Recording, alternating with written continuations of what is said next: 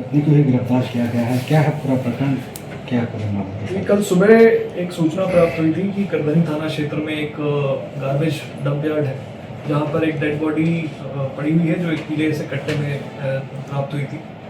सूचना सही होने से और मौके की गंभीरता को देखते हुए वहां पर जो SHO है उनको भेजा गया। उसके बाद ACPs और मैं स्वयं भी वहाँ पे गया था। तो वहाँ मौके पर जो डेड बॉडी थी वो अर्धनग्न अवस्था में थी। एक करीब 35 से 40 के उम्र के व्यक्ति की प्रतीत हो रही थी। उसके बॉडी पर कोई आइडेंटिफिकेशन मार्क्स नहीं थे, उसके कोई आइडेंटिफिकेशन डॉक्यूमेंट्स उसके पास नहीं थे और प्रथम दृष्टया देखने पर ऐसा प्रतीत हो रहा था कि बॉडी को जलाने की भी प्रयास की गई।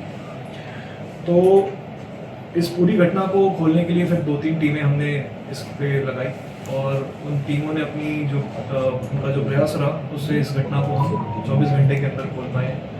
ये जो ब्लाइंड मर्डर कह सकते हैं क्योंकि वहाँ पर ना तो उस व्यक्ति की कोई पहचान के पत्र थे, ना कोई ऐसा हमारे सामने कोई सस्पेक्ट था। तो उसको खोलने के लिए हमने CCTV कैमरेज को देखा। जो वहाँ के लोकल लोगों थे उनके ग्रुप्स में भी उस व्यक्ति की फ़ोटो को सर्कुलेट किया और इन सब में एक चीज़ सामने आई कि एक महिला महिला ने बताया कि मेरा पति गुमशुदा है। तो इस सूचना पर SHO खोरा विश्व ने डेवलप करते हुए उस महिला को जब पूछताछ करी और फिर जब पूरी टीम ने इस पर मेहनत करी और CCTV से उस महिला की मूवमेंट को ट्रैक करने की कोशिश करी तो उस महिला की बात जो बयान थे उसमें कुछ विरोधाभास आए। इवेंचुअली जब उसके सामने ये सारे तथ्यों को रखा गया तो उसने ये मर्डर करना कन्फेस किया है। महिला उस व्यक्ति की पत्नी है और मर्डर का जो मोटिव बता रही है कि इसका पति आदतन शराबी था। उस दिन भी शराब के नशे में घर पे आया और कभी खुद को इस महिला को मारता था, कभी उनके बच्चे हैं जो 15 साल की उम्र है उनके साथ मारपीट करता था। इन दोनों से जब पूछताछ कर रहे थे तो इनके बच्चे ने भी अपने बॉडी पर ज़ाहिरा चोट दिखाए जो इसके पिता ने इसको पूर्व में दिए थे।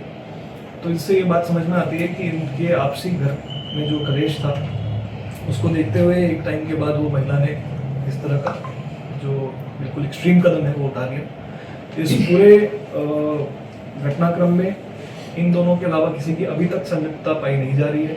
सारे जो तकनीकी रिकॉर्ड्स हैं, फ़ोन हो गया या कोई भी कैमरेज हैं, उनमें भी ये चीज़ क्लियर होती है कि इस महिला द्वारा इस जो व्यक्ति है इसकी हत्या की गई है और इसके जो नाबालिग पुत्र है उसके द्वारा उसकी मदद से इस बॉडी को ठिकाने लगाने की कोशिश की गई है।